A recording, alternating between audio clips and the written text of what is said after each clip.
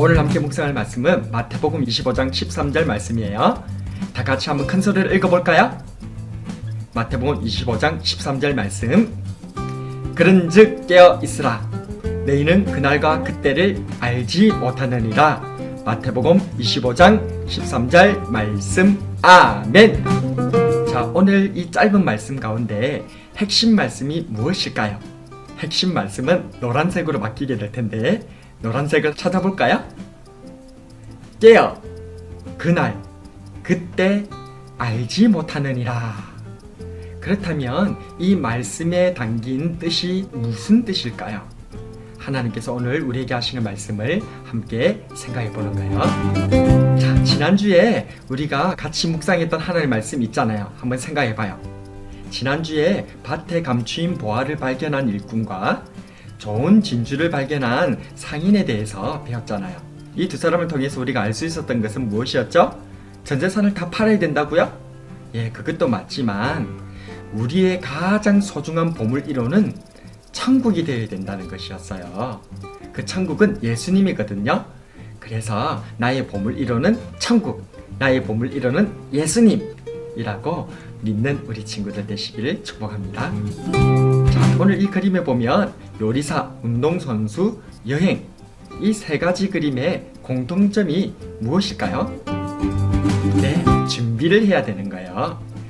요리사도 내가 이번에는 맛있는 음식을 만들어 볼까? 그런데 요리를 하려고 해도 칼이나 요리의 여러 가지 도구가 준비되지 않으면 요리를 할 수 없잖아요.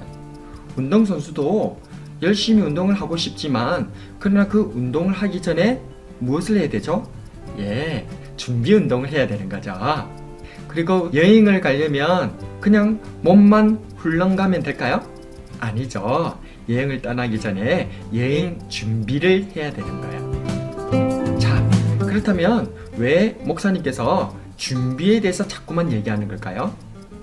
오늘 말씀이 준비에 대한 말씀이 나오기 때문에 그래요. 예수님께서는 오늘도 천국에 대해서 설명하고 있는데 오늘 말씀은 결혼식 이야기예요. 마태복음 25장 1절 말씀을 함께 읽어볼까요? 천국은 마치 등을 들고 신랑을 맞으러 나간 10처녀와 같다. 천국은 등을 들고 신랑을 맞으러 간 10처녀와 같다? 무슨 뜻일까요? 이스라엘 나라 사람들은 보통 밤에 결혼식을 했어요. 그런데 신부는 신랑 집에 있는 것이 아니고 자기 집에서 신랑이 올 때까지 기다리고 있었던 거예요. 신부가 신랑을 기다리고 있을 때 혼자 기다리고 있지 않고 신부의 친구들이 들러리가 되어져서 함께 기다려주는 거예요. 오늘 이 신부의 친구들, 그 들러리들은 몇 명이 있었던 거죠?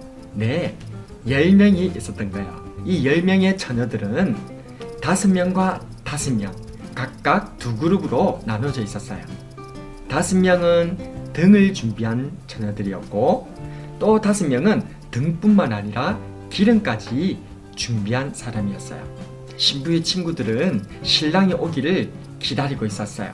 밤이 늦었고 깊은 밤이 되어졌을 때도 신랑이 오지 않는 거예요. 신부의 친구들 10명은 계속해서 신랑이 오기만을 기다리고 있었어요. 그런데 신랑이 너무너무 오지 않는 거예요. 그래서 잠이 쏟아졌어요. 아이고 피곤해. 아이고 피곤해. 신랑은 대체 언제 오는 거야? 아우 잠이 쏟아져. 아유.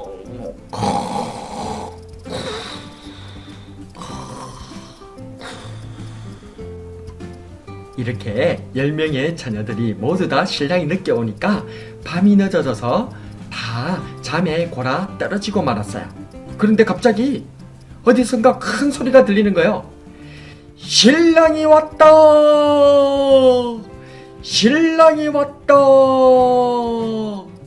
이 소리를 들은 10명의 처녀들은 깜짝 놀라 일어났어요. 이제 신랑을 맞이하러 가야 되잖아요. 그래서 등을 들고 신랑을 맞이하러 가는데 그런데 등만 준비했던 5명의 처녀들은 신랑이 너무 늦게 오니까 기름이 다 떨어지고 말았던 거예요. 그러나 5명의 지혜로운 처녀들은 등뿐만 아니라 무엇도 같이 준비했던 거죠? 기름도 같이 준비했잖아요. 기름을 같이 준비해가지고 신랑을 맞이하러 갈 수 있었던 거예요. 기름까지 준비하지 못하였던 어리석은 5명의 처녀들은 기름이 없어서 기름을 준비했던 나머지 지혜로운 5명의 처녀에게 부탁했어요. 예. 나에게 기름이 지금 다 떨어졌어. 너의 기름을 좀 나에게 좀 나눠줘. 지혜로운 5명의 처녀가 얘기합니다. 너에게 도와주고 싶은데 이 기름을 너에게도 주고 나도 같이 있으면 둘 다 기름이 부족해가지고 신랑을 아무도 맞이할 수가 없어. 그제서야 이 어리석은 5명의 처녀들은 기름을 사기 위해서 딱딱 뛰어갔어요. 지혜로운 5명의 처녀는 등과 함께 기름을 같이 준비해가지고 불을 켜고 신랑과 함께 신부의 집으로 인도해 갔어요. 뒤늦게 기름을 준비한 어리석은 5명의 처녀가 기름을 채워서 등을 들고 허겁지겁 신부의 집으로 찾아왔어요. 그런데 이미 신부의 집의 문이 닫혀버리고 말았던 거예요. 이 말씀을 통해서 우리는 무엇을 알 수 있을까요? 이 말씀은 천국에 들어가기 위해서 잠도 자지 말고 항상 눈을 동그랗게 뜨고 깨어 있으라는 말이 아니에요. 이것은 바로 예수님을 맞이할 수 있도록 우리의 준비가 항상 깨어 있어야 된다는 거예요. 자, 그렇다면 우리는 어떤 것들로 깨어 있어야 되는 것일까요? 첫 번째로 말씀으로 깨어 있어야 되겠죠? 우리 언양초등부는 무엇으로 소문날까요? 말씀으로 소문나는 언양초등부잖아요.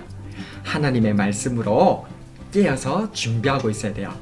하나님의 말씀을 평상시에 읽고 쓰고 하면서 하나님의 말씀을 묵상해 보는 거야.